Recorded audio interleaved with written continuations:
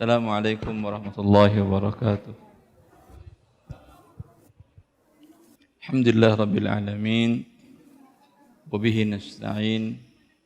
Wa nusalli wa nusallim wa nubarik ala nabiyyina Muhammadin wa ala alihi wa sahbihi wa man ihtada bihadihi wa istanna bi sunnatihi ila yaumiddin wa ba'du.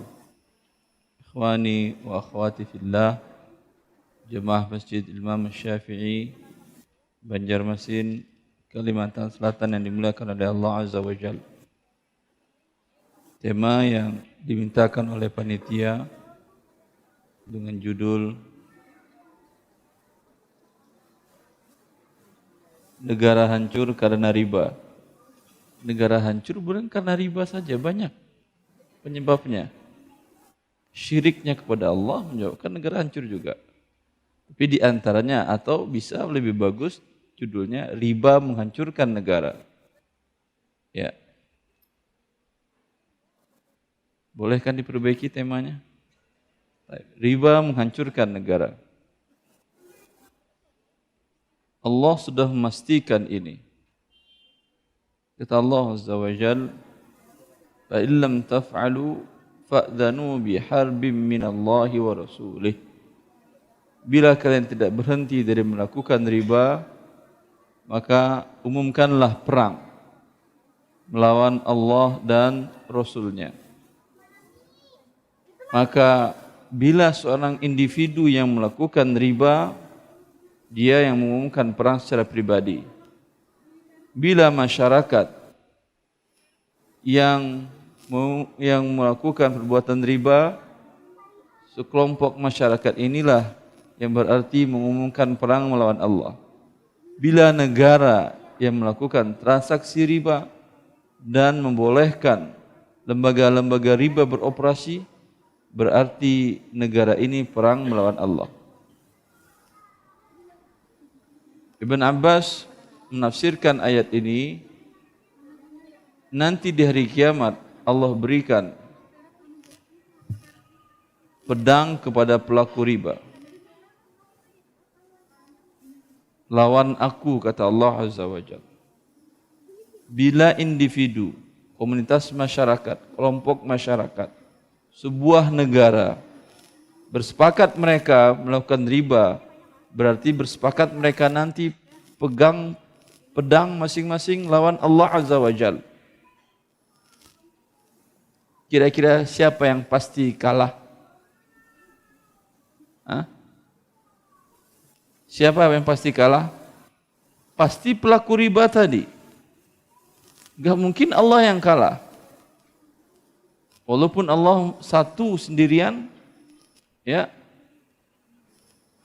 Bukankah Allah telah mengatakan dalam hadis qudsinya, "Ya ibadi, law anna awwalakum wa akhirakum wa insakum wa jinnakum kanu ala ashqa qalbi rajulin wahidin minkum la yanqusu zalika min mulki syai'a."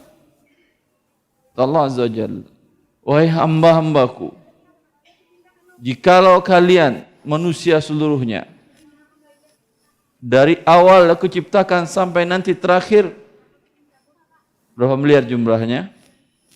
Ada yang tahu? Pernah ada sensus penduduk dunia dari awal sampai akhir? Baik. Bukan saja kalian wahai manusia, jin sekalian, kata Allah Azza wa Jalla. Semuanya berada dalam maksiat kepada Allah Azza wa Jalla, seperti maksiatnya orang yang paling durhaka. Siapa manusia yang paling durhaka sepanjang masa? Fir'aun. Taib. Semuanya seperti Fir'aun, semuanya, kata Allah Azza wa Jalla. Sedikit pun tidak mengurangi kekuasaanku dan kerajaanku, kata Allah Azza wa Jalla. Karena memang Allahu Akbar, Allah Maha Besar. Siapa yang mau bisa berani melawannya? Dan Allah telah mengatakan, "Was-samawati matwiyatun biyamini, al-ardu qabdatuhu yaumal qiyamah." Bumi ini dengan seluruh isinya dalam genggaman Allah nanti di hari kiamat. Langit yang begitu luas, yang sampai sekarang orang tidak tahu ujungnya entah di mana, awalnya entah di mana. dilipat oleh Allah di dalam tangan Allah Azza wa Jalla. Jelas? Lalu di mana Anda, wahai para pengangkat pedang melawan Allah Azza wa Jalla? Tapi begitulah. Ketika perang melawan Allah Subhanahu wa taala pasti hancur. Lalu mungkin Anda bisa mengatakan, Ustaz, kenyataannya orang-orang yang pelaku riba itu hidupnya kaya. Orang yang bekerja di bank riba itu nyaman hidupnya, tentram, nyaman dan tentram. Itu mungkin tampak dari luar oleh Anda.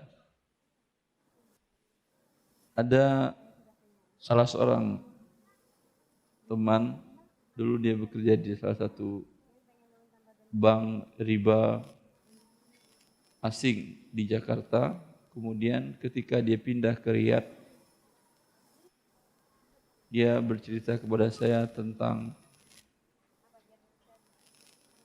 bosnya yang waktu dia bekerja di bank asing di Jakarta itu. Bosnya ini orang Hongaria. Dia membawahi bank riba asing itu untuk Asia Tenggara. Gajinya puluhan juta, Ustaz. Orangnya workaholic. Kerja tidak mengenal waktu.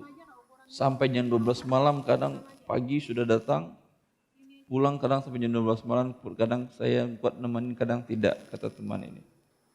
Alhamdulillah teman itu sekarang sudah taubat. Tapi dia menceritakan bagaimana hancurnya hidup seorang pelaku riba. Suatu ketika, Ustaz, kata dia, saya tanyakan kepada dia, saya sangat kagum dan takjub dengan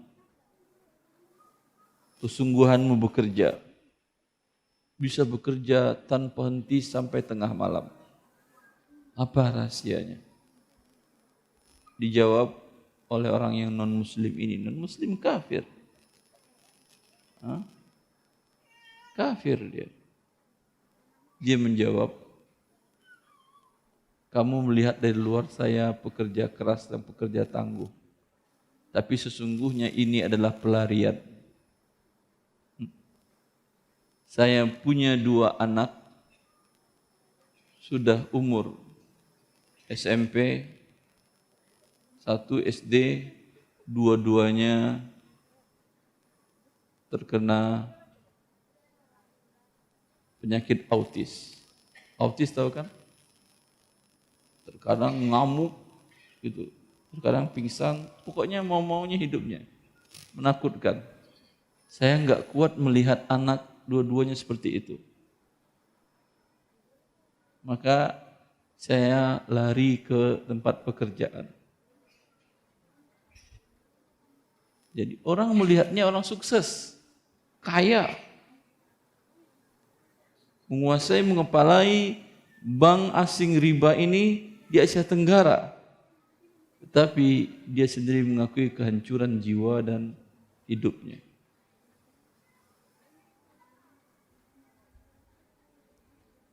Jelas Anda ini, kemarin ada yang nelfon pada saya dari timur Pulau Jawa. Dia nelfon sambil mengatakan, Ustaz, dalam Al-Quran dan dalam ceramah Ustaz menjelaskan bahwa orang pelaku riba itu hidupnya susah, hidupnya hancur dan merana. Tapi saya tahu ada teman dekat saya kerja di bank riba, tapi anaknya soleh-soleh, Ustaz. Harusnya kan diberi makan riba, dia menjadi anak yang durhaka. Tapi kenapa soleh-soleh, Ustaz? Kalau anaknya soleh-soleh, pasti disuruhnya bapaknya berhenti dari berbuat riba. Karena dia yakin firman Allah, وَمَنْ عَادَ فَأُولَٰئِكَ أَصْحَابُ النَّارِ هُمْ فِيهَا خَالِدُونَ.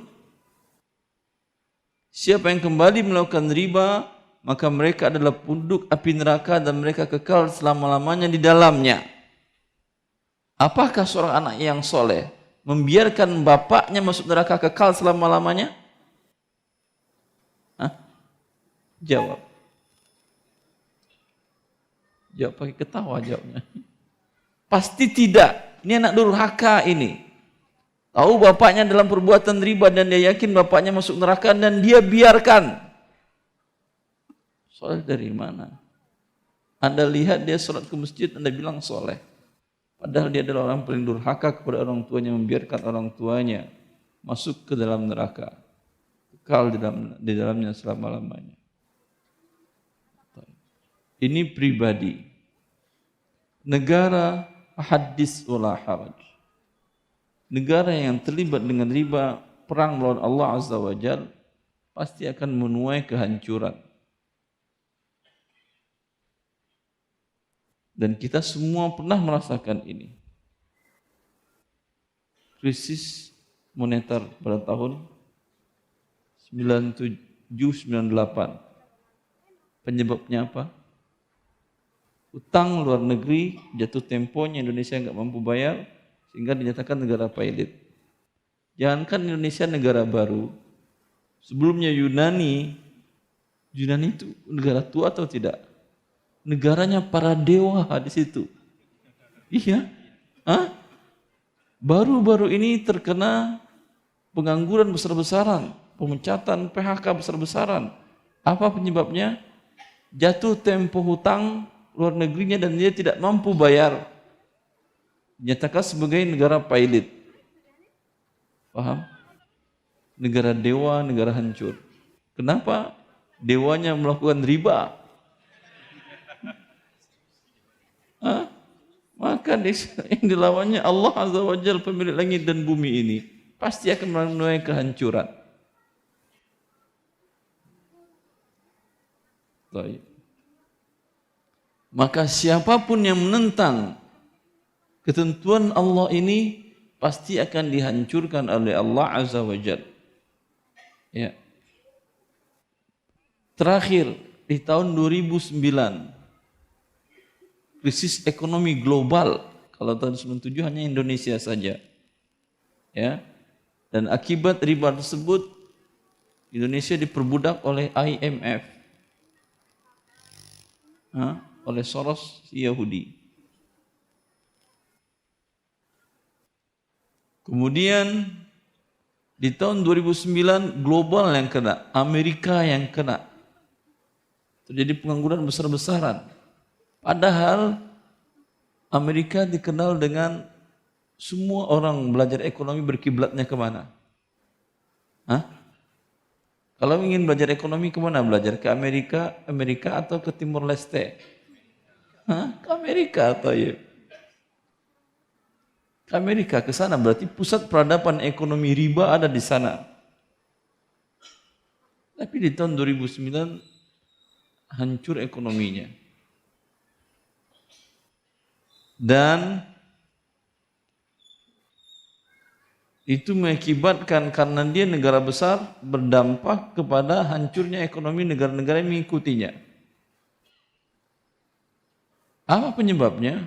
Supply mortgage, yaitu riba, pinjaman untuk pembelian rumah dengan cara kredit KPR riba. Kredit pemilikan rumah dengan cara riba. Ketika di tahun 2002 suku bunga rendah, maka di sana harga rumah mahal sekali. Banyak orang mengajukan pinjaman kredit untuk pemilikan rumah. Dan saya katakan bahwasanya semua orang tahulah suku bunga riba itu tidak menentu. Di tahun 2006 kecenderungan suku bunga naik tinggi. Ketika itu, ya, kalaupun mereka jual rumahnya tidak menutupi bunga ribanya. Apa yang terjadi? Mereka tidak mampu bayar lagi. Sehingga disita rumah-rumah tersebut. Rumah-rumah itu disita maka apa yang terjadi? Harga rumah makin turun. Karena banyak jumlah rumah disita, dilelang, siapa yang mau beli? Apa yang terjadi? Hancur ekonomi Amerika. Karena bank-bank tersebut hutang, kredit-kredit orang beli rumah tadi, itu dibikin sekuritas oleh mereka. Sekuritas dibikin surat hutang ini dijual belikan di bursa.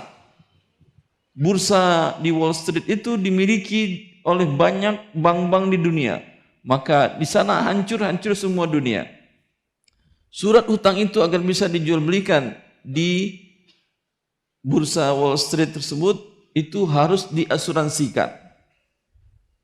Sehingga apa yang terjadi ketika hancur riba, ketika suku bunga naik dan jadi hancur tadi, asuransi terbesar di dunia, apa namanya, AIG, ya kan ya, yang sering dipakai baju-baju pemain bola itu AIG, itu asuransi besar di dunia, bangkrut, jatuh. Karena dia harus menutupi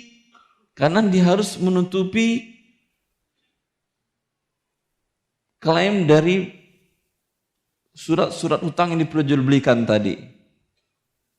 Nah, maka di waktu itu para ekonom barat, baik di Amerika maupun di Eropa, mereka menyerukan agar, bahkan ada salah satu, Anda mungkin bisa dibaca di buku Harta Romeo yang saya tulis, himbauan salah seorang pemret dari majalah ekonom besar di Prancis.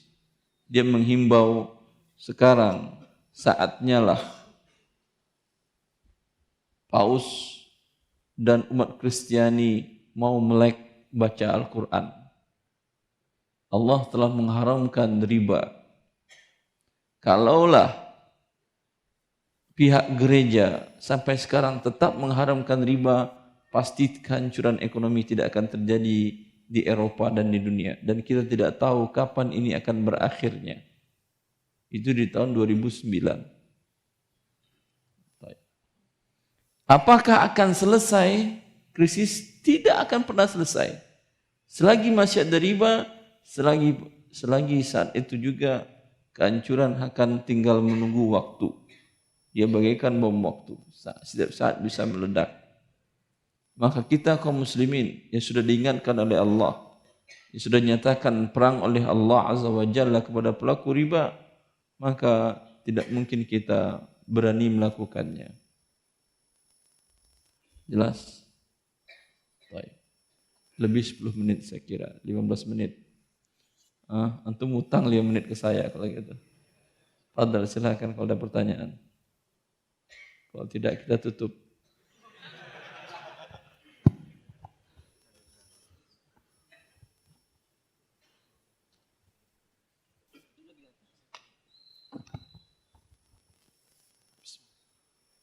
Assalamualaikum Ustaz. Assalamualaikum warahmatullahi wabarakatuh. Afwan Ustaz, mau tanya, ada 4 boleh? Panitia boleh, panitia 4. Memang 4 ya? Satu laki-laki boleh 4, silakan.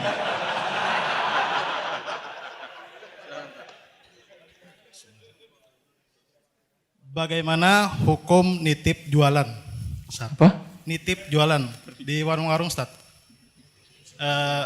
Seperti yang Anda punya barang, ya. lalu Anda titip jualkan ke toko, warung-warung. Terus yang laku Anda ambil uangnya. Setiap seminggu sekali balik lagi ke warung itu ambil yang sudah laku. Terjual, yang enggak terjual ditarik lagi, diganti dengan barang lain. Ya. Fee untuk si tukang warung. Ada. Berapa fee-nya? Anda akadnya bagaimana? Dari Anda berapa, terserah dia jual atau bagaimana? Misalnya saya jual Rp800. Rp100 dia, terserah dia jual berapa? Mau 2.000, mau 30.000 boleh? Siap. Alhamdulillah. Hukumnya gimana, Ustaz? Boleh. Boleh. Iya. Ini yang dikatakan oleh Ibn Abbas, bi hadza thawba bi kadza fama fawqahu fahuwa lak. Diriwayatkan oleh Asar ini oleh Al-Bukhari dalam Sahihnya. Ibnu Abbas mengatakan di antara jual beli yang biasa dilakukan, seseorang mengatakan kepada orang lain, baju ini jualkan oleh kamu. Dari saya harganya sekian dinar, terserah kamu berjual berapa. Boleh ini dia jual berapapun juga. Ya, 100.000 dari saya, dia jual 150 dapat dia 50. Dia jual 200 dapat dia 100. Dia jual 250 dapat dia 150. Lebih kaya dia dari yang punya barang. Boleh. Boleh. Kalau Allah mau rezeki mau apa Anda? Ada orang yang sudah menjualkan tanah dan rumahnya lama bertahun-tahun diiklankan, gak ada yang beli-beli. Padahal sudah dimurahkannya. Lalu dia datang kepada temannya, silahkan jualkan. Dari saya sekian harganya, sudah dinaikin harganya oleh dia. Harga 100 juta nggak ada yang beli, dia bilang silahkan kamu jualkan. Dari saya 120. Ternyata terjual oleh temannya 250. Dia sudah bertonton nggak dapat rezeki. Dengan keberkahan orang ini dapat dia rezeki, orang ini juga dapat rezeki. Jangan iri. Jelas? Ini boleh. Tapi kalau ditetapkan harga, umpamanya dia mengatakan, Anda mengatakan kepada dia, jual 120 bajunya per pieces. Ya, untuk kamu 10%. Setiap satu berarti dapat 12.000 rupiah. Dijualnya 150.000. Berapa untuk dia? 12 tambah 30 gitu, 42. Ya, seperti itu. Seperti itu. Salah semua orang Banjarmasin. Kan tadi dia mengatakan jual 120.000. Ya, 10% untuk kamu. Berarti untuk dia adalah 12.000. Dia jual 150, kelebihan itu untuk pemilik barang, bukan pemilik Anda. Kan upah Anda sudah jelas. 12.000. Anda jualkan lebih dari itu, haram Anda ambil 30.000-nya. Kalau Anda ingin dapatnya banyak, bilang seperti tadi. Dari kamu berapa, terserah saya jualin berapa. Jelas? Tapi kalau sudah ada kesepakatan persentase upah, 10% tadi, tidak boleh diambil kelebihannya. Karena kelebihan ini milik pemilik barang, bukan ngikut kepada si penjual. Perantara tadi. Jelas? Baik. Pertanyaan kedua. Yang kedua, bagaimana hukum arisan barang? Arisan barang. Barangnya apa contohnya? Barangnya alat-alat dapur, kayak panci. Panci. Ya, arisan barang. Bapak-bapak arisan panci juga.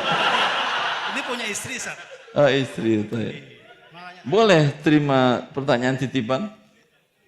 Tak, ya. Curang beliau, dia ambil dari istri dan bapak. Enggak. biar jelas, Sat. Boleh? Boleh kita jawab. Tak. Harga panci naik turun atau tetap? Biasanya naik, Sat. Naik. Turun enggak? Enggak mau dia turun, naik terus dia. Baik.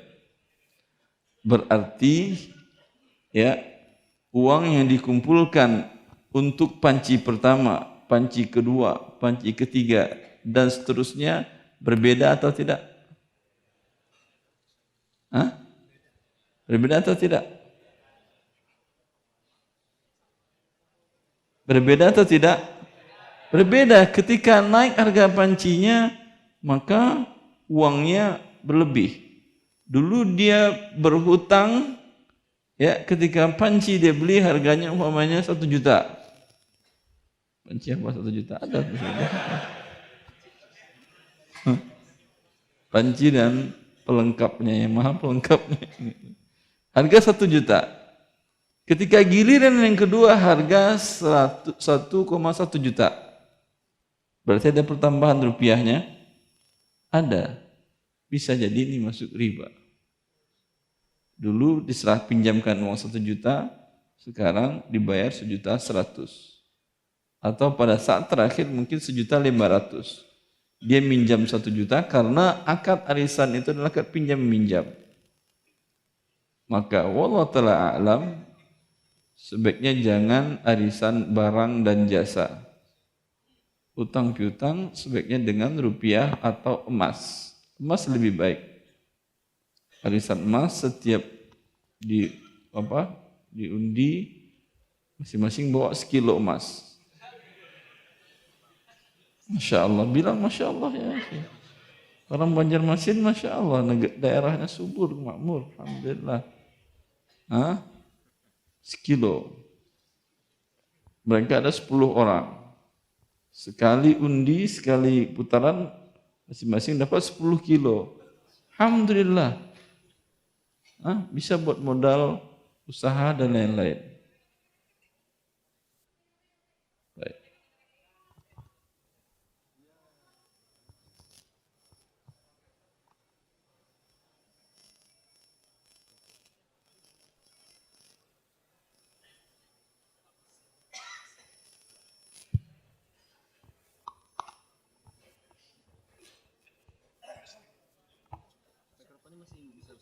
Bismillah. Pertanyaan ketiga. Mikrofonnya masih bisa, tapi contekannya udah nggak bisa dibacanya. Yang ketiga, bagaimana hukum menjualkan punya orang? Bedanya dengan pertama tadi apa? Itu nitip, Sat. Itu nitip ke warung. Kalau ini tukang warungnya yang bertanya. Kalau tadi yang bertanya tukang nitipnya, sekarang tukang warungnya. Enggak, bukan, Sat. Ini pertanyaan saya, Sat. Ini kan sekarang yang di online lagi marketer, Sat. Marketer.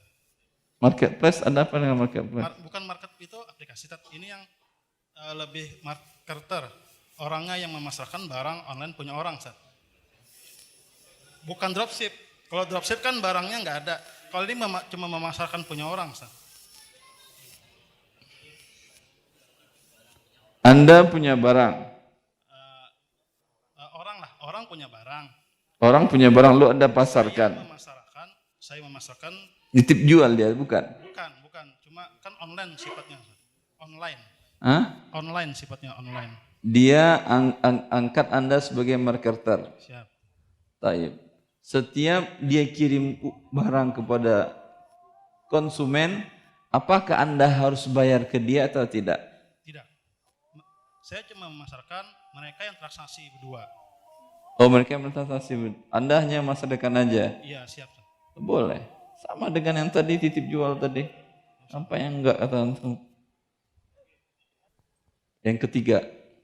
Sudah 4. Ya, Masya Allah. Ketiga karena 1 dengan 3 sama.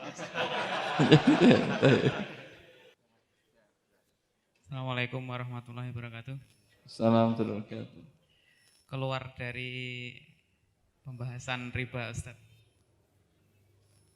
Ada edaran dari Gubernur Kalsel bahwasanya seluruh masyarakat Kalimantan Selatan yang memiliki penghasilan lebih dari 1.500.000 per bulan dilarang memakai gas LPG yang 3 kilo. Yang 3 kilo. Dan di gas tersebut ada tulisannya hanya untuk masyarakat miskin. Pendapatannya 1.500.000. Iya, per edaran dari bulan. Gubernur Kalsel di bawah 1.500.000 tidak boleh memakai, di atas dari 1.500.000 tidak boleh memakai gas 3 kilo. Dan kenapa? Di gas tersebut untuk orang miskin. Apakah gaji 1.600.000 kaya? Anaknya 5. 1 di kedokteran di UI. Masih ada sisa uangnya? Pertanyaannya Ustadz, bagaimana hukum kita menggunakan itu? Apakah kalau kita tidak menuruti ini? Hitung Anda apakah miskin atau tidak, bukan nominal. Maka dalam Islam menentukan seorang miskin atau tidak bukan dengan angka uang, tetapi dengan kebutuhan dan pemasukan. Ada orang pendapatannya bisa 50 juta per bulan, tetapi kebutuhan yang harus dia tutupi 70 juta per bulan. Berapa hutangnya? Miskin atau kaya? Miskin. Berhak terima zakat 20 juta per bulan. Apalagi cuman gas 3 kilo tadi.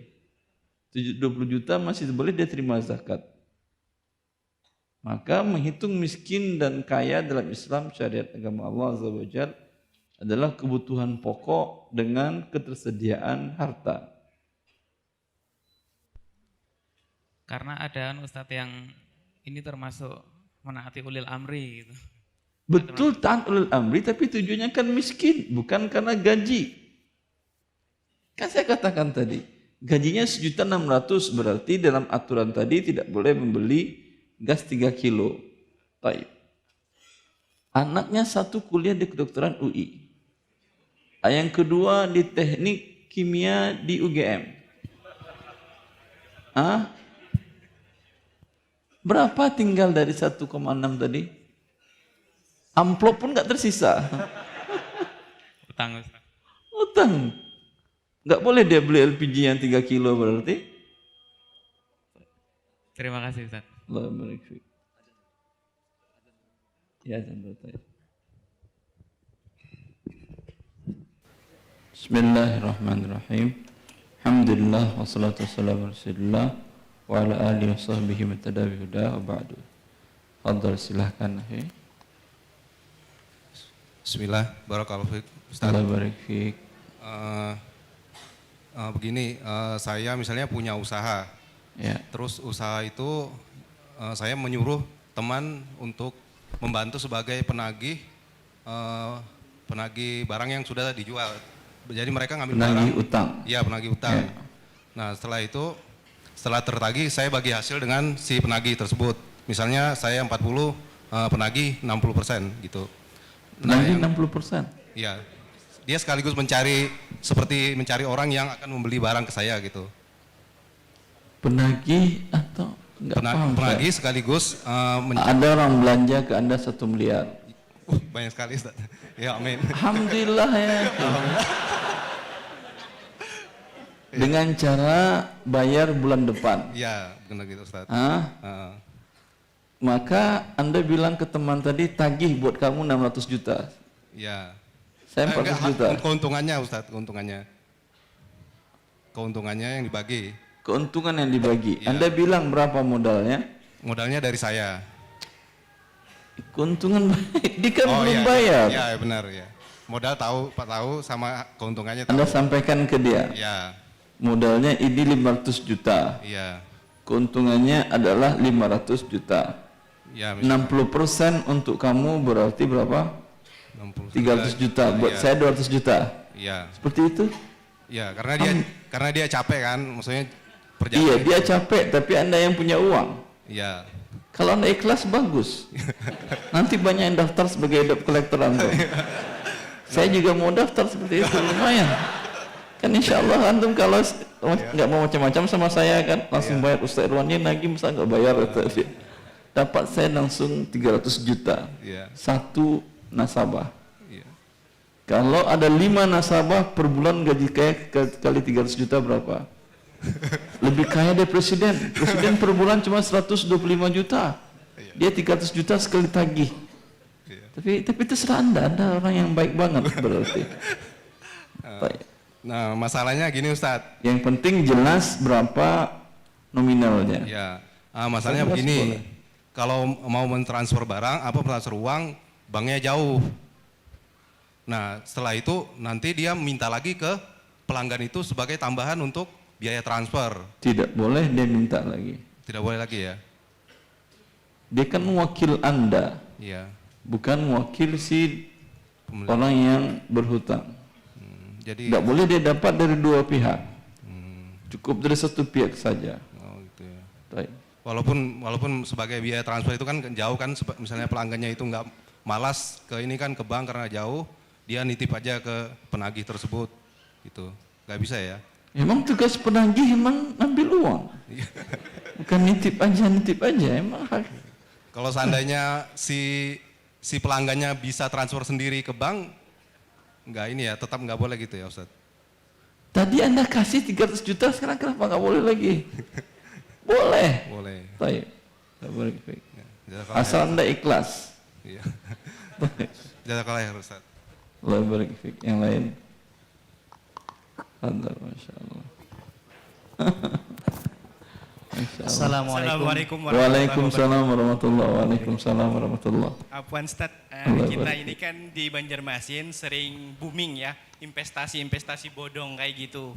Nah, Ini kenapa itu sering booming? Karena Anda tidak mengerti riba.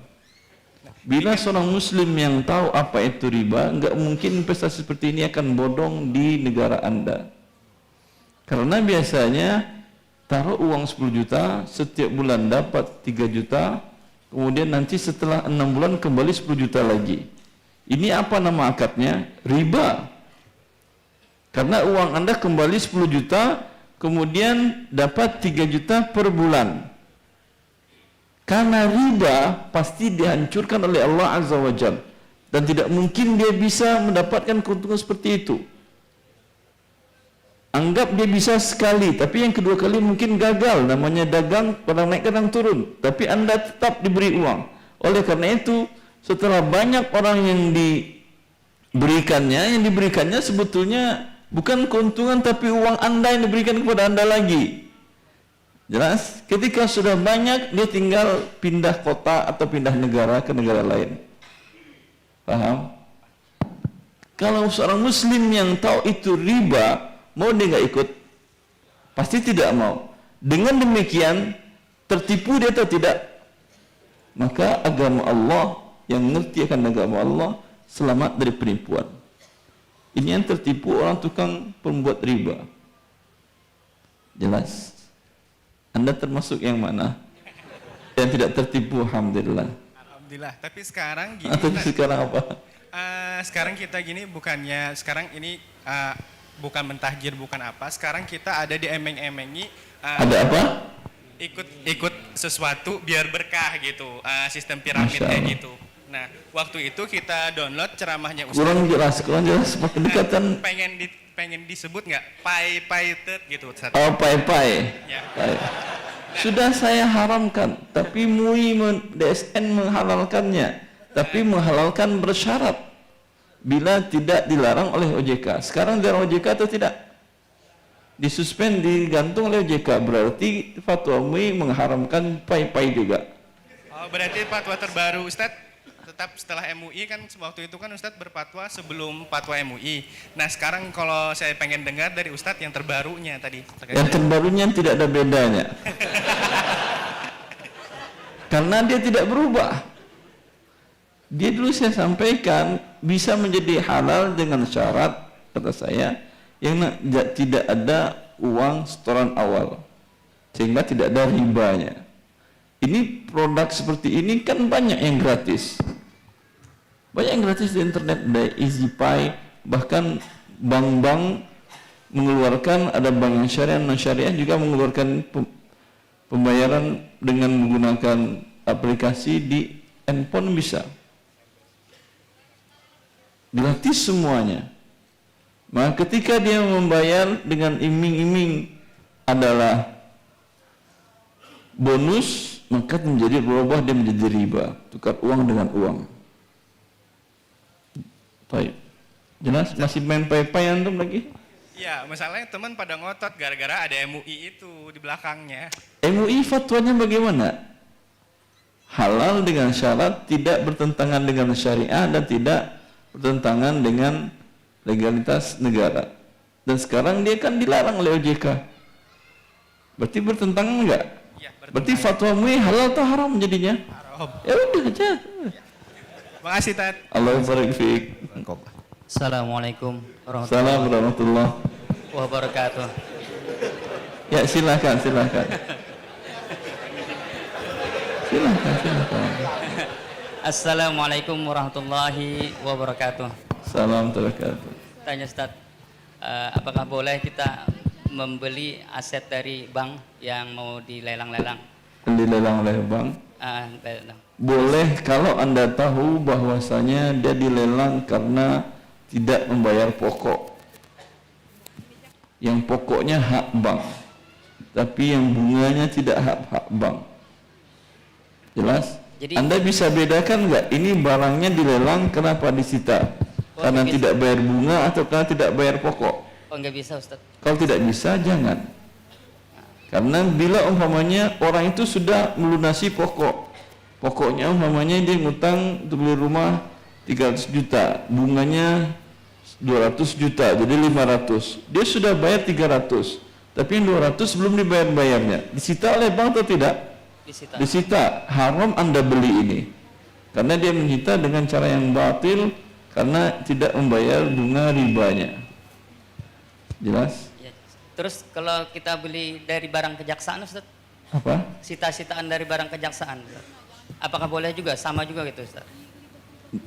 Kejaksaan menyita kenapa? Karena ada masalah misalkan dari ini kan, dari BP narkoba, otomatis kan mobil-mobilnya itu dijual Ustaz. Karena apa? Karena dia bandar narkoba, jadi Bandar narkoba. iya kemungkinan. Berarti mobil narkoba yang tidak beli. Ya. Ya, akhi. Iya, Banyak syaitannya itu. Jangan tuh beli. Jangan macam-macam yang tuh beli. Beli yang jelas-jelas halal barangnya, baik. Iya misalkan kalau selain narkoba misalkan dia Selain ngangkut narkoba barang- apa? ngangkut kayu Ustaz. Angkut kayu pun Angkut kayu, disita Pak. mobilnya. Iya, disita mobilnya Ustaz. Apakah hak bagi negara untuk menyita mobil karena ngangkat kayu? Itu kan aturan negara Ustaz. Hah? Tidak boleh. Mobil nggak boleh ngangkat kayu? Tidak boleh ngangkat kayu yang ilegal Ustaz. Ilegal. Iya. Taib. Kalau diambilnya kayunya haknya dia, tapi diambilnya mobil, apa hak dia ngambil mobil? Harga mobil itu 10 kali harga kayu. Iya atau tidak? Sarananya Ustaz. Itu Hah? kan sarana untuk mengangkut kayu Ustaz. Apa? Sarana untuk mengangkut kayu. Paham saya. Kalian disita oleh jaksa tadi adalah kayu, silahkan. Karena umpamanya ilegal, logik umpamanya. Tapi yang mobilnya, apa hak dia menyita? Dan dijualkan dia. Paham? Jadi intinya tidak boleh juga. Nggak boleh juga. Kenapa antum sebenarnya dibeli yang macam-macam ya? Kalau beli mobil bukan di kejaksaan, di dealer mobil, di showroom. Enggak Ustaz. Kan kebiasaan kalau mobil sitaan itu agak murah Ustaz. Nanti Ini antum bisa tanyakan dijual lagi bagaimana sitaan KPK Ustaz kata antum. Sama aja. Ya Ustaz. Jazakallahu khair Ustaz. Allah barik fiik. Fadhal. Assalamualaikum warahmatullahi wabarakatuh. Assalamualaikum warahmatullahi wabarakatuh. Barakallahu fiik. Allah barik fiik. Ustadz, saya mau tanya tentang riba. Jadi awalnya membangun usaha itu insya Allah modalnya halal. Awalnya Ya, membangun awalnya usaha. usaha halal. Nggih. Terus sering perjalanan berkembang, kemudian kita minjam di bank konvensional. Butuh tambahan modal Oke. pakai riba. Ya, Hancur sekarang apa tidak usah Anda? enggak, Ustadz, belum. Hah? Belum.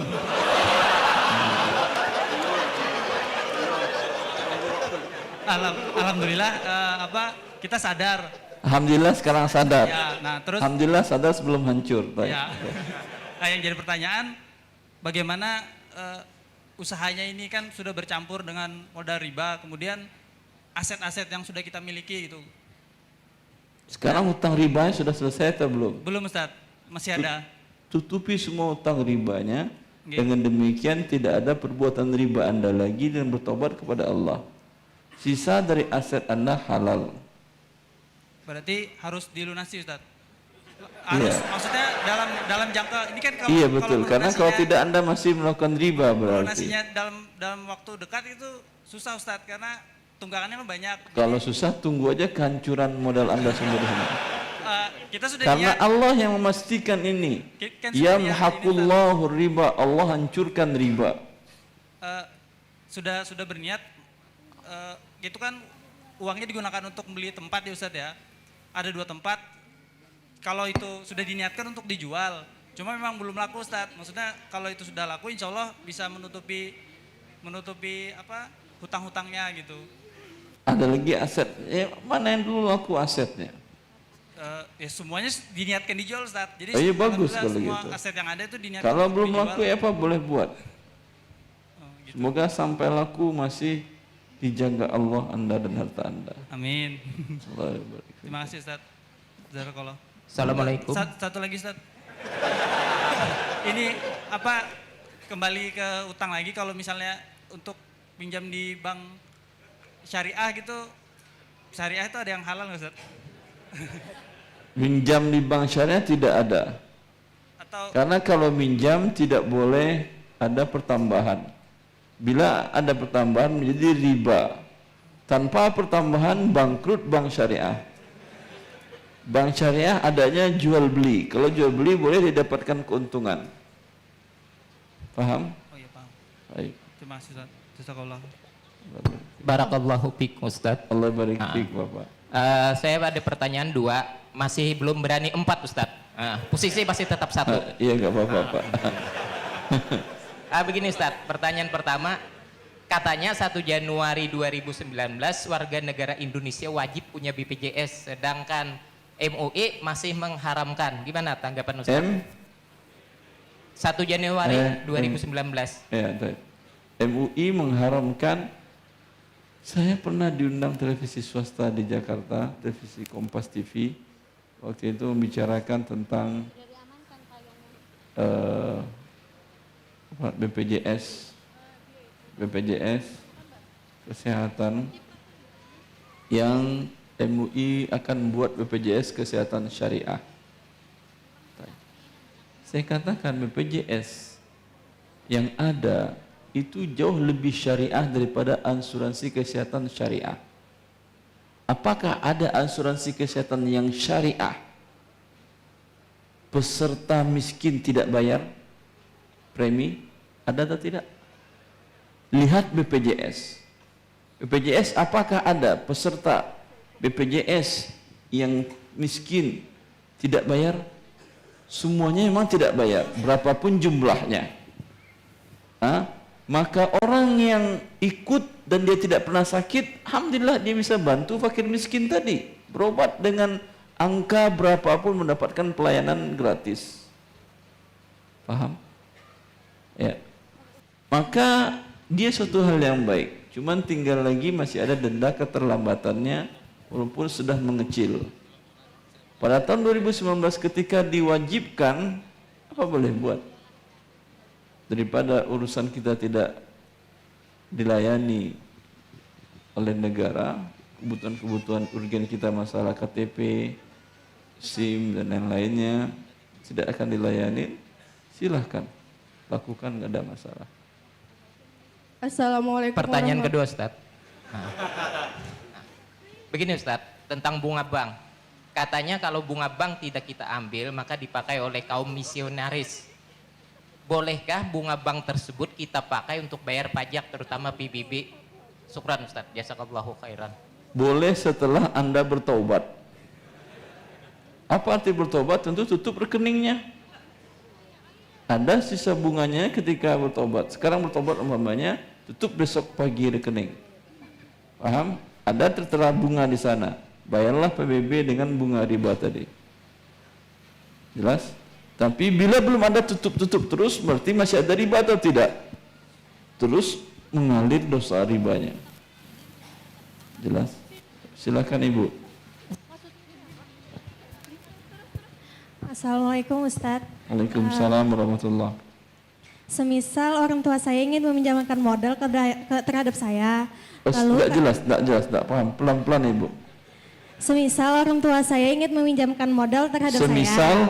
Orang tua ingin meminjamkan modal terhadap saya. Meminjamkan modal. Ya. Uang artinya kan ya? Modal, uang. Nanti dibayar ada pertambahan atau tidak? Lalu kata beliau, kalau sudah ada hasilnya nanti mama dikasih ya gitu. Apakah itu boleh seperti itu Ustaz? Baik. Berhasil tidak berhasil namanya orang tua Anda kasih uang atau tidak? Ini bukan riba namanya. Ini kewajiban anak kepada orang tuanya. Walaupun jatuh miskin Anda, tetap Anda harus ngasih orang tua. Apalagi sekarang uangnya Anda pakai.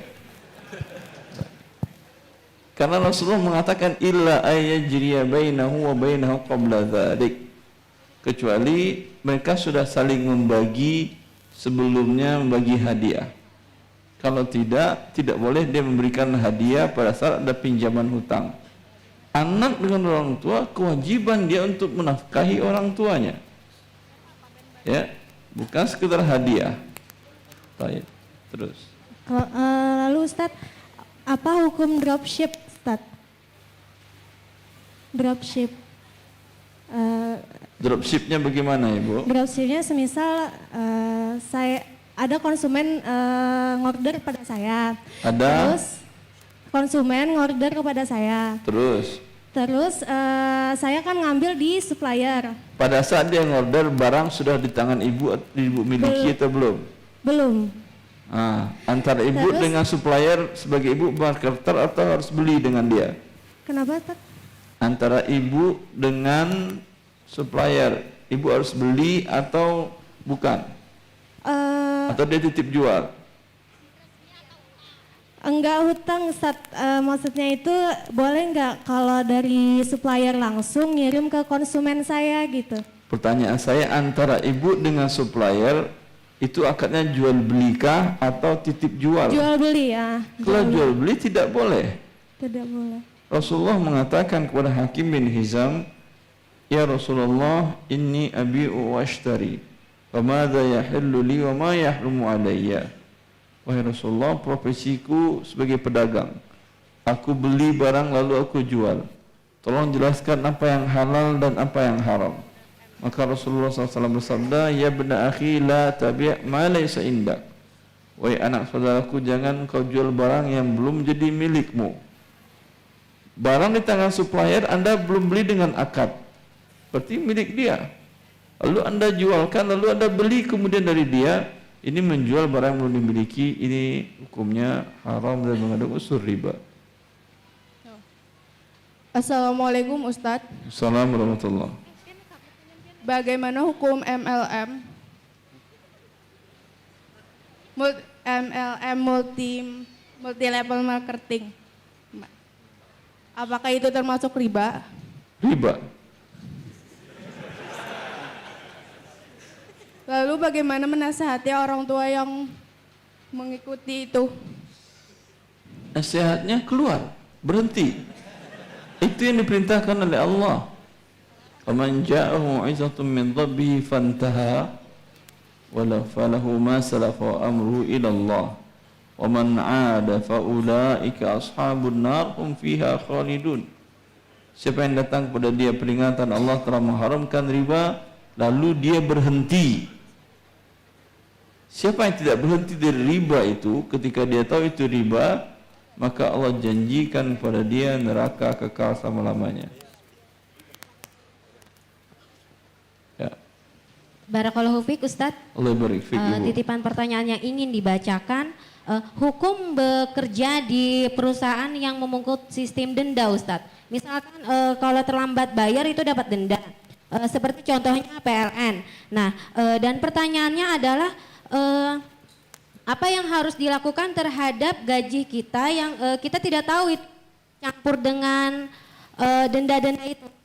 Terima kasih. Barakallahu fiik. Dia bekerja di perusahaan yang menjual barang atau jasa, bila terlambat ada dendanya. Gitu? Iya Ustadz. Dia di bagian apanya? Bagian penagih dendanya? Bagian customer. Customer itu apa? Yang di depan Ustadz. Penarik penagihan. Iya. Yang narik penagihan? Tarik pokoknya saja tanpa dendanya. Kalau dendanya dia tarik, berarti ribanya dia tarik. Pekerjaannya berdosa, sekarang atas dosa tadi mendapat gaji, pasti gajinya haram. Tapi kalau ditariknya hanya pokoknya saja, denda tidak ditariknya, gajinya halal. Tapi mungkin besok dia berhentikan oleh perusahaan. Tapi nggak ada masalah, lebih baik diberhentikan oleh perusahaan dengan terhormat. Baik. Walaupun tidak tahu tadi bercampur ya Ustadz ya.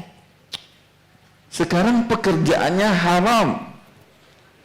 Bukan masalah gajinya saja. Walaupun tidak dapat gaji dia, karena dia menarik riba, haram pekerjaannya ini. Jelas Ibu? Kecuali agar menjadi halal, tarik hanya pokok utangnya, pertambahannya atau dendanya jangan ditarik. Sehingga dengan demikian kalau dapat gaji halal, tapi saya katakan besok mungkin dipecat dia, tapi nggak ada masalah. Baik. Assalamualaikum warahmatullahi wabarakatuh. Assalamualaikum warahmatullahi wabarakatuh. Ini ada sebuah kasus Ustadz. Seseorang itu sudah bekerja di bank konvensional dia kurang lebih 4 tahun. Dia kontraknya 5 tahun. Jadi karena dia sudah tahu tentang perkara kerja di bank itu adalah riba, maka dia ingin berhenti. Lalu pada satu ketika dia ikut tes pembimbing desa. Pembimbing? Dana desa. Lalu alhamdulillah dia lulus. Seperti itu.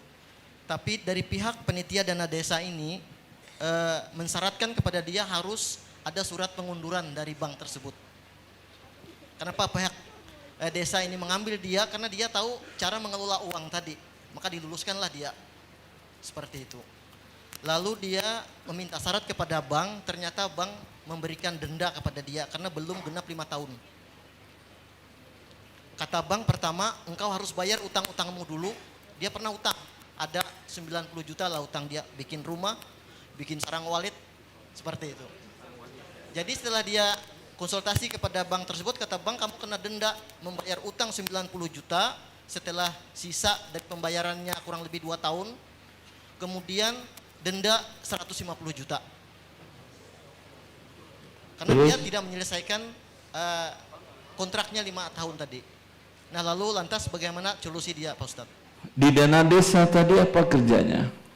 Cuman mengawasi saja Ustadz. Apa dana desa itu bagaimana cara penyaluran dananya?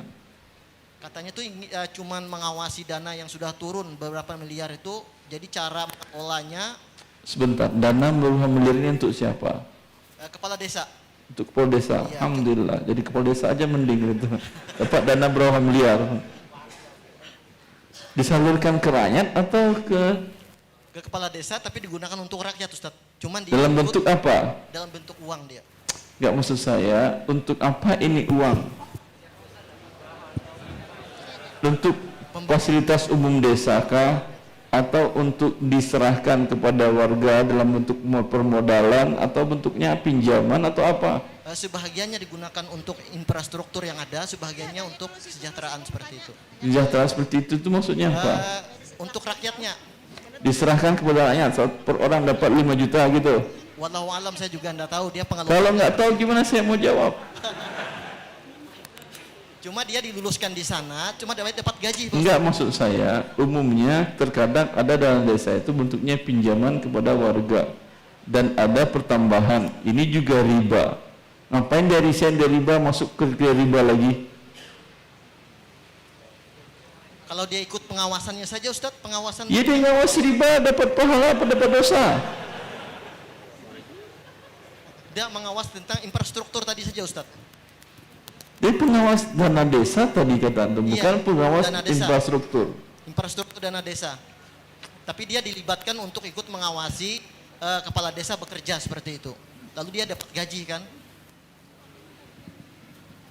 Jangan saya katakan. Tapi kalau dia ingin mencari yang halal, banyak yang halal yang lain. Kemudian urusan dia dengan bank riba tadi, kalau dia keluar, apa ruginya dia? Paling ijazah ditahan kan ya? Iya kan? Hah? Kan enggak? Kan tidak ada asetnya yang diagunkan di bank tempat bekerja. Paling ijazah ditahan. Baik. Apakah syarat orang bisa hidup dan cari makan itu ada ijazah? Hah? Korunnya orang kaya setiap masa itu, ijazahnya apa? Hah? S1 apa S2? Enggak ada kan? Biarkan di sana. Apa yang takut-takutin? Jadi dia kerja tetap di bank, seperti itu? Kata siapa kerja tetap di bank? Anda berfatwa sendiri, tanggung jawab Anda. Kalau dia berhenti, langsung berhenti. Jelas? Kalau didenda Ustadz? Tidak melunasi. Ya serahkan aja. Ante mau denda apa ke saya? Saya nggak mau bayar. Ya jazakallah khair. Allah barik fiik. Coba, paling kan saya katakan tadi, bank tidak akan menyerahkan ijazahnya kan gitu. Ya udah makan tuh ijazah. Kan tidak ada syarat Anda hidup pakai ijazah, ada enggak? Tidak ada ya. Orang yang kaya sedunia itu ijazahnya jauh di bawah saya mungkin. Tapi saya nggak kaya se-Indonesia pun tidak. Hah? Orang yang kaya se-Indonesia ijazahnya mungkin juga di bawah saya juga, setahu saya. Tidak ada syarat menjadi kaya itu pakai ijazah. Tapi ada syarat masuk neraka itu dia berbuat dosa besar. Seperti perbuatan riba yang dia lakukan. Baik. Terus. Assalamualaikum Ustaz. Assalamualaikum warahmatullahi wabarakatuh. Barakallahu fiik. Saya ada 3 pertanyaan. Jadi pertanyaan pertama, bagaimana hukumnya kalau ada keluarga kerja di bank? Contoh saja ayah. Tapi kita takut untuk mengingatkan Ustadz. Misal, si ayah itu pernah berkata seperti ini kepada anaknya. Kurang jelas. Hukum kalau ada keluarga kerja di bank, tapi kita takut mengingatkan. Kalau takut mengingatkan, fotokopi bagian tentang siksa riba di dalam buku harta haram, kasihkan ke dia. Atau taruh di WA Anda, kirimkan ke WA dia. Tapi terkadang bisa disampaikan kayak gini Ustadz, seorang ayahnya berkata kepada anaknya, kamu hidup sudah saya kasih makan dari kerja di bank. Gimana itu Ustadz kalau sampai si ayah berkata kayak gitu? Nanti tanyakan. Sekarang ayah Anda bilang gitu kepada Anda? Tidak kan ya? Sudah bilang gitu. Tayyib, katakan kepada dia, hai ayahku, dulu Anda berikan seperti itu karena saya tidak bisa cari nafkah. Kesalahan-kesalahanmu. Sekarang hendaklah engkau bertobat karena sudah memberikan aku dan ibuku dan adik-adik dan kakakku dengan harta yang haram. Kami tidak tega engkau wahai ayah masuk ke dalam neraka. Oleh karena itu berhentilah engkau wahai ayah. Tahu keduluan lagi. Pertanyaan kedua. Biar kami beri nafkah. Taib. Bisa Anda bilang begitu ke ayah? Kalau enggak, rekam suara saya tadi, ambil beri ke ayah tuh. Sampaikan ke dia.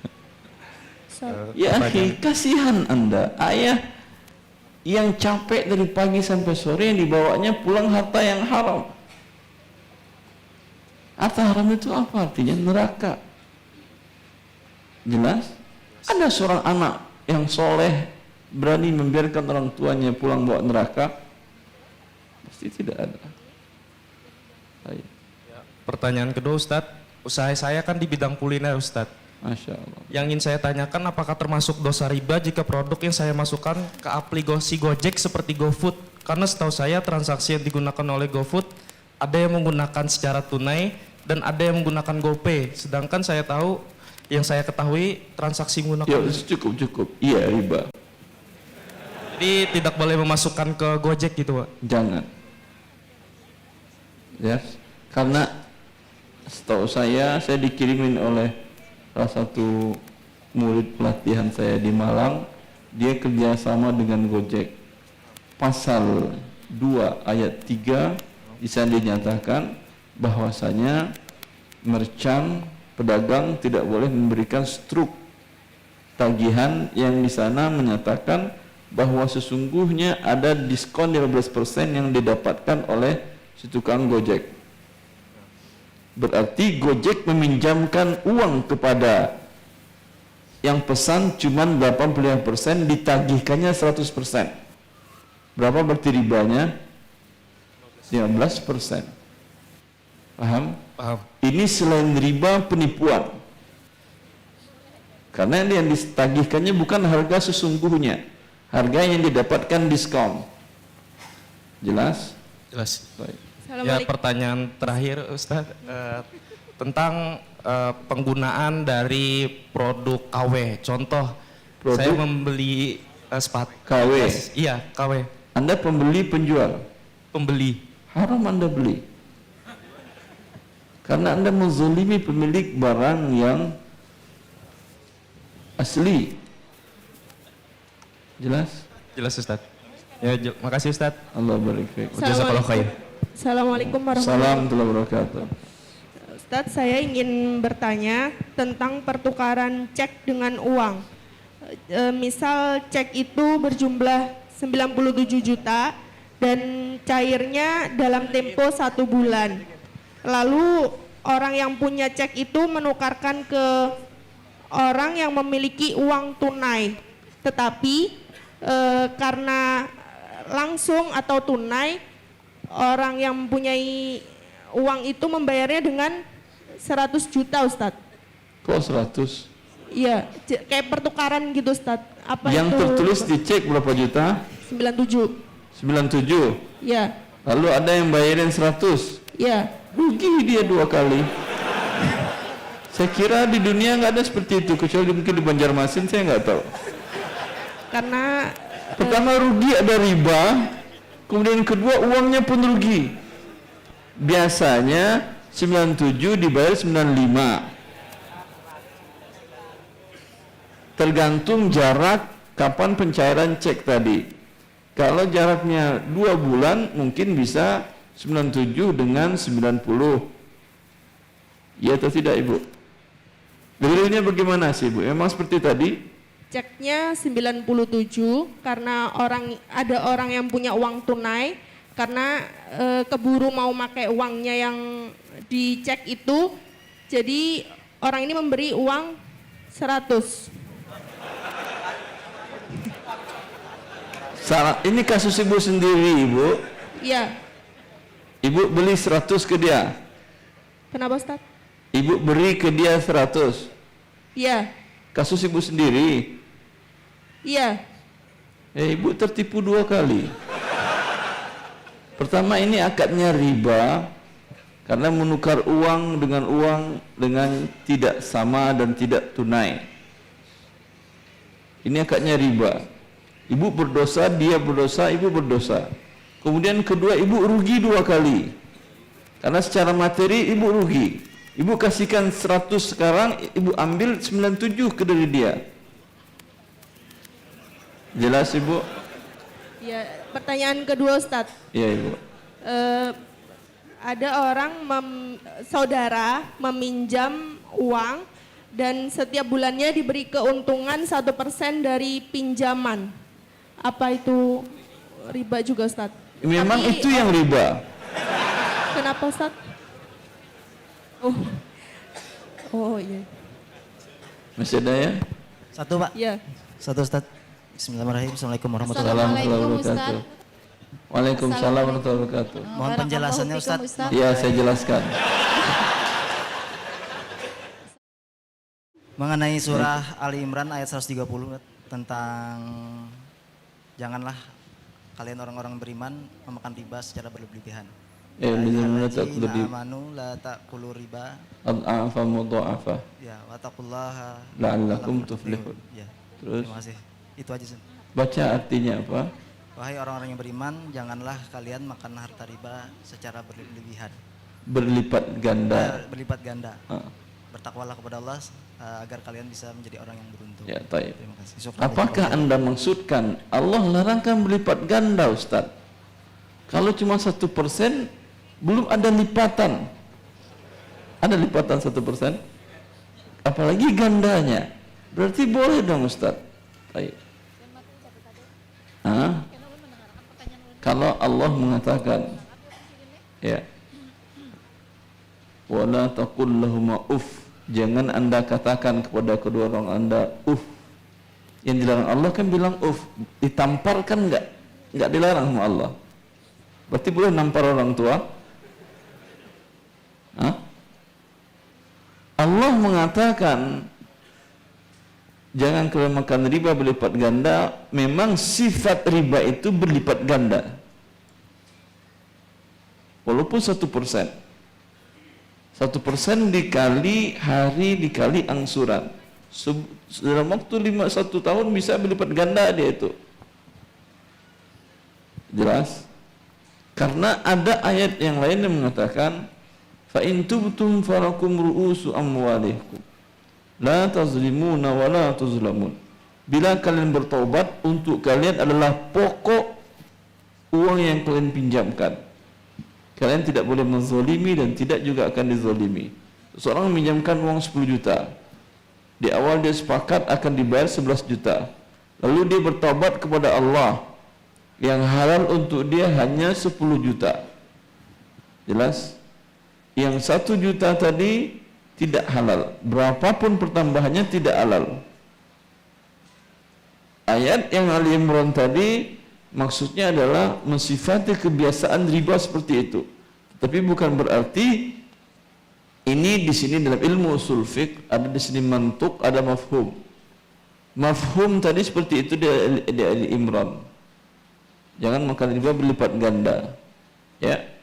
Di dalam ayat yang lain dinaskan oleh Allah mantuk. Bila bertentangan mantuk dengan mafhum, maka mafhum batal, mantuk yang dipakai maknanya. Jelas?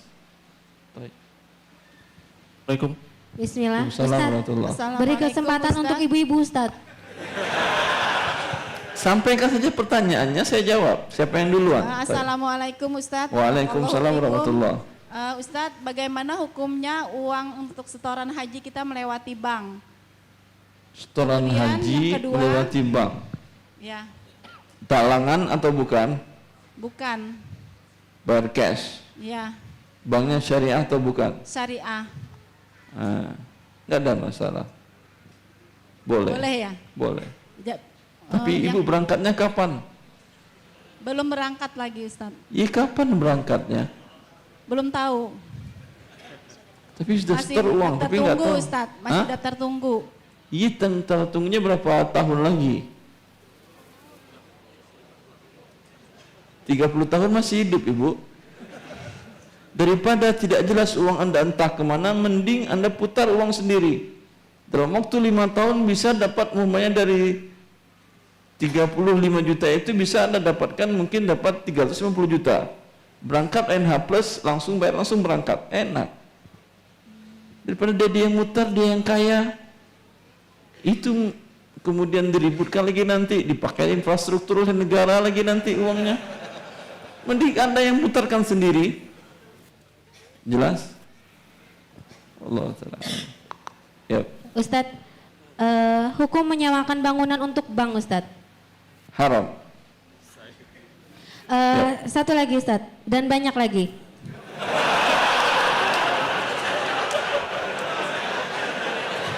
Hukum arisan makanan yang hasil arisannya itu bila dapat untuk makanan juga Ustadz. Apa? Arisan makanan, kemudian dapat arisan, dan hasil dapat dari arisan tadi untuk makanan juga gitu. Udah paham saya, arisan makanan. Hasil dapat arisan buat makanan juga. Arisan makanan Ustadz. Apa Arisan ini makanan. maksudnya? Contohnya bagaimana? Arisan nasi kotak gitu Ustadz. Apa? Arisan nasi kotak. Arisan nasi kotak. Jadi arisan uang atau juga arisan uang, kemudian uangnya itu bila dapat buat makan-makan gitu Ustadz. Buat beli nasi kotak. Arisan keluarga kali. Masing-masing bayar seharga nasi kotak gitu. Iya Ustadz. Umpamanya nasi kotak 10.000. 15.000 ya, 10.000. Ada 10 orang. Masing-masing bayar 10.000. Iya. Langsung aja belanja ke abang-abang. Apa yang pakai arisan? Biar mau ngumpul-ngumpul gitu katanya. Ibu, akad arisan itu adalah akad pinjam meminjam. Kalau anda punya uang 10.000, ngapain anda pinjamkan ke orang lain? Beli nasi kotak sendiri. Anda bisa pilih menu yang lebih enak.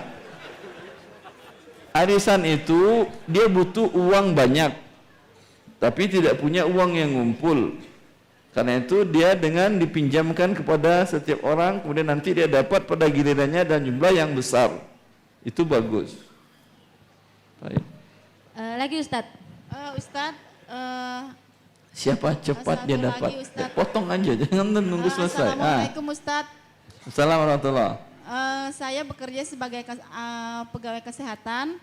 Dulu kan belum ada BPJS Ustadz.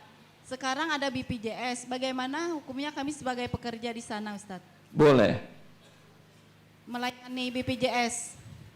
Anda kan bukan di BPJS kan ya? Melayani orang sakit kan ya? Iya. Dia bayar pakai BPJS kan ya? Iya. Boleh.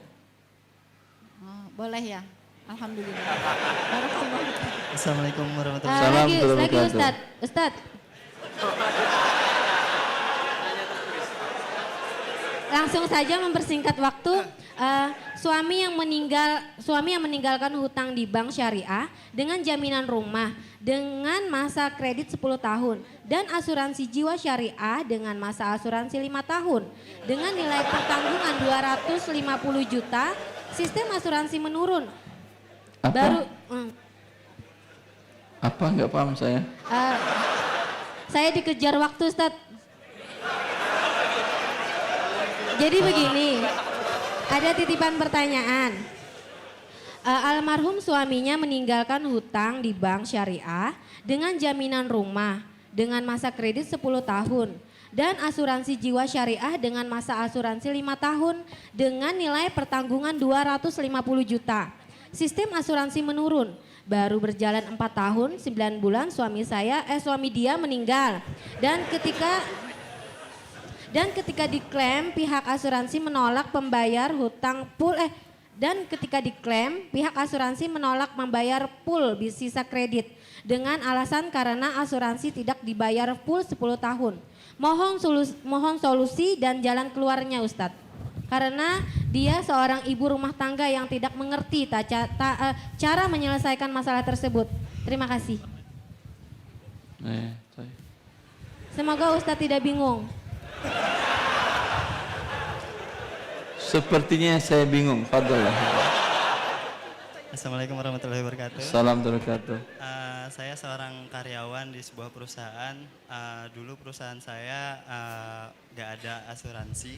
Tidak ada asuransi. Ya, sekarang untuk pertambahan klaim garansi ditambahkanlah asuransi. Jadi di sana saya takut goror. Jadi saya resign di selesai. Asuransi ini diwajibkan kepada setiap karyawan, bukan? Diwajibkan untuk ditawarkan kepada setiap pembeli. Jadi saya. Anda di showroom? Saya di perusahaan perkakas. Perkakas? Ya. Setiap orang beli perkakas harus pakai asuransi? Iya, misalkan genset. Jadi ketika dia beli genset, takut adanya sambaran petir atau apa, disarankanlah garansi melalui. Disarankan? Anda bilang saya nggak saranin, bisa? Tidak boleh. Harus disaranin? Diwajibkan.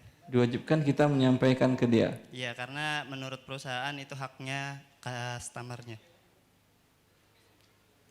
Dan hak Anda juga untuk tidak menyampaikan yang haram? Hak saya? Iya. Maka dari itu saya resign, Pak. Karena boleh. Ya, jadi dari sela-sela di sini saya mempelajari masalah riba. Di sini saya lebih takut lagi karena saya mempunyai KPR rumah. Kemudian saya berniat untuk menjualnya. Jadi saya perbaiki dan saya jual. Nah, pertanyaan saya untuk rumah tersebut, apakah uang yang saya dapat setelah penjualan itu haram? Halal. Halal. Ribanya sudah selesai atau belum? Ya. Riba KPR-nya sudah selesai atau belum? Rumahnya masih 12 tahun lagi, Ustadz. Jadi saya take over. Take over itu apa artinya? Saya jual sebagai nasabah yang meninggalkan kredit gitu. Jadi kepada orang yang mau ngambil. Anda jual kepada orang lain? Iya. Sehingga Anda selamat dari neraka, dia masuk neraka? Iya, dari situ. Iya. Saya takut dari situ juga, Ustadz, makanya saya nanya. Terus yang kedua, apabila yang membeli adalah orang yang keras kepala, padahal niat saya keras kepala dia. Dia bilang masuk neraka, dia biar saya masuk neraka. Tapi biarkan dia masuk neraka, dia mau apa boleh buat. Padahal niat saya menjualnya kepada non-muslim. Jadi kalau misalkan orang yang membeli adalah orang muslim, kemudian saya niatkan untuk saya ceramahi, untuk saya ingatkan masalah riba. Iya bagus. Pahala Anda. Misalkan terbeli gimana, Ustadz? Kalau misalkan terbeli oleh orang itu? Kan sudah diceramahin, dia sudah nasihatin dia. Sebaiknya kalau dia muslim, Anda katakan beli ke saya di bawah tangan. Ya, kekurangannya berapa juta lagi? Kurangnya masih jauh, Ustadz. Masih berapa juta sekitar, jauh itu berapa juta jauh? Masih sekitar 60 jutaan. 60 juta. akan Anda jual berapa kalau Anda jual cash? Saya jual cepat, jadi saya nggak mau banyak-banyak. Saya Anggap Anda jual 100 sekitar kan ya? 20 juta aja. Hah? 20 juta aja. Dijual 20 juta? Selama ini Anda sudah bayar berapa? Saya sudah bayar sekitar 40-an juta. Bilang ke dia, ini saya jual ke kamu 100 juta. Harga umpamanya harga pasar 100 juta. Ya, bayar cash 60 juta. Saya ambil surat-suratnya, saya balik damakan ke kamu, sisanya nyicil ke saya. Boleh per bulan 500.000 gak masalah. Anda selamat dari riba, dia pun mendapatkan yang halal. Seandainya orangnya tetap melanjutkan akad riba tersebut, Muslim dia? Dicicil tetap ke banknya, jadi dia nggak melunasi ke saya, jadi saya juga tidak melunasi ke bank, sehingga Jangan mau, kan tadi saya katakan Anda menjerumuskan orang ke neraka, tapi dia tetap badung gitu, nakal gitu ya. Anda jangan mau, walaupun senakalnya orang mau Anda tendang dia ke neraka. Yang kedua, kalau dia mau, Anda lebih nakal lagi. Anda bilang, saya mau seperti itu, bayar dulu 60 cash. Saya tutupi hutang saya di bank tadi, kemudian saya jual, sisanya nyicil Anda per bulan 500.000 boleh, 200.000 boleh, terserah. Tidak ada denda keterlambatan. jadi saya tidak boleh mengopernya kepada sesama muslim gitu. Betul. Jadi niat saya gini sebenarnya, Ustaz. Jadi ketika saya resign dari pekerjaan, saya oper rumah itu, kemudian saya jadikan modal usaha karena saya memiliki istri dan 2 orang anak. Saya ketika mendapat diri Anda, anak Anda dan istri Anda, siapa yang menjamin hidupnya? Allah. Allah. Allah mengharamkan riba atau tidak? Haram. Iya, udah. Berarti bukan di situ rezeki Anda. Cari lagi yang lain. Kan sering saya jelaskan, Abdurrahman bin Auf tanpa modal dia berusaha dalam waktu kurang 10 tahun, sumbangannya, bukan kekayaannya, sumbangannya untuk kaum muslimin sampai 40.000 dinar. 40.000 dinar itu sama dengan 170 kilogram emas. Paham? Tanpa modal dia berusaha bisa jadi kaya raya. Karena kalau Allah mau memberikan gampang ya, akhi. Nah, Ustaz, yang ketiga adalah kalau seandainya dari saya meninggalkan riba ini, saya meninggalkan teman-teman yang masih bekerja di sana. Ketika saya sudah dakwahi, sudah saya ceramahi, sudah saya ingatkan, teman-teman saya tetap berkekah di sana. Apakah saya sama dengan orang yang menendang mereka ke dalam neraka? Anda tidak nendang, mereka yang mau tetap di situ di dalam neraka mau apa boleh buat. Anda sudah tarik-tarik, dia enggak mau keluar, mau dia apain? Nah, Ustaz. Barakallahu fikum. Assalamualaikum Ustaz. Assalamualaikum warahmatullahi. Ya, saya bekerja di suatu perusahaan yang memiliki beberapa site. Kurang jelas? Saya bekerja di perusahaan yang memiliki beberapa site atau grup perusahaan gitu Ustaz. Kebetulan perjanjian kerja saya itu berada di set A. Suatu ketika saya itu diperbantukan ke set B, menggantikan karyawan set B yang statusnya freelance. Di set B itu ada pembayaran upahnya itu berbeda dengan set A, Ustaz. Apa? Di set B itu pembayaran upahnya berbeda dengan di set A. Terus? Jadi ketika saya sudah selesai job di set B, saya balik ke set A itu, dari manajemen menanyakan apakah ada pembayaran upah dari set B. Saya bilang tidak ada, dan manajemen dari set B tidak ada menjelaskan. Enggak paham saya. Ulangi lagi. Anda di set A, ya. Ketika yang di B tidak ada dipindahkan ke B. Ke B. Terus? Di set B itu pembayaran upahnya berbeda dengan di set A. Lebih besar atau lebih kecil? Lebih kecil. Lebih kecil, tapi Anda dipindahkan ke situ. Iya. Sementara Ustaz untuk menggantikan karyawan set B yang statusnya freelance. Anda bekerja di set B tapi gaji set A? Iya. Boleh. Tapi di set B itu ada memberikan upah untuk menggantikan karyawan yang izin ini Ustaz. Ini satu perusahaan? Satu perusahaan, satu grup. Tapi beda manajemen Ustaz. Hah? Ya, beda manajemen. Jadi dari setelah selesai job itu, saya di set A itu sebenarnya nggak dapat beda upah. Manajemen artinya beda perusahaan atau tidak? Beda perusahaan tapi satu grup. Tapi mereka mengizinkan kepada Anda. Iya. Boleh.